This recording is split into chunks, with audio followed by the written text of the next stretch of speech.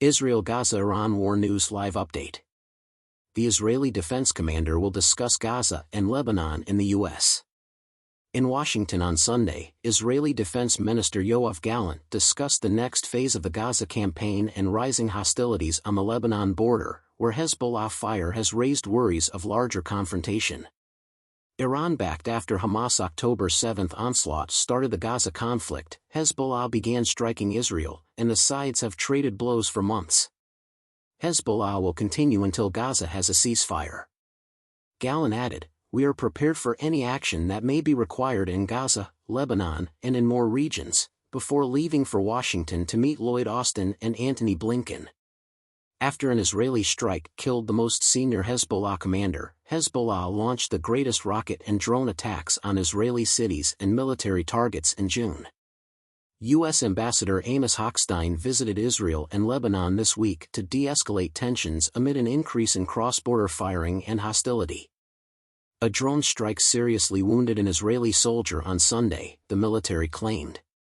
Some Israeli officials have linked the ongoing assault into Rafah, the southern Gaza territory where it claims to be targeting Hamas' final battalions, to Lebanon. Gallant linked the same in his statement. The Gaza Phase C transition is crucial.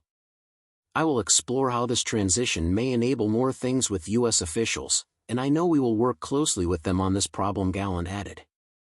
If Israel launched a ground attack or increased aerial bombardments, scaling back Gaza operations would free up personnel to fight Hezbollah. Post-war plan. The third and final phase of Israel's Gaza incursion has reduced combat to smaller-scale operations while stepping up efforts to consolidate a post-Hamas enclave, much of which has passed. Gallant, a Likud member, has sparred with Netanyahu in recent months, demanding a clearer post-war Gaza strategy that does not put Israel in charge, a desire the White House supports. Netanyahu has had to balance the demands of the defense establishment, including ex-generals like Gallant, and far-right coalition partners who have opposed any post-Gaza strategy that could lead to a Palestinian state to keep his government together.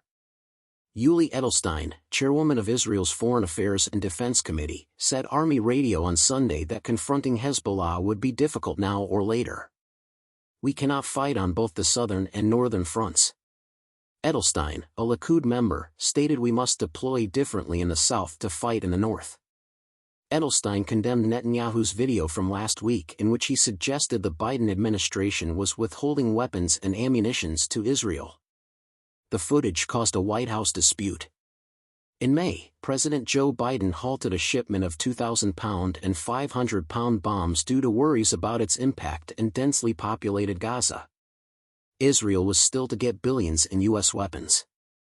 "I expect that in the negotiations behind closed doors much more will be achieved than by attempting to build pressure with films," Edelstein said of Gallant's trip. After private appeals failed, Netanyahu declared in a statement on Sunday that the video was a last resort.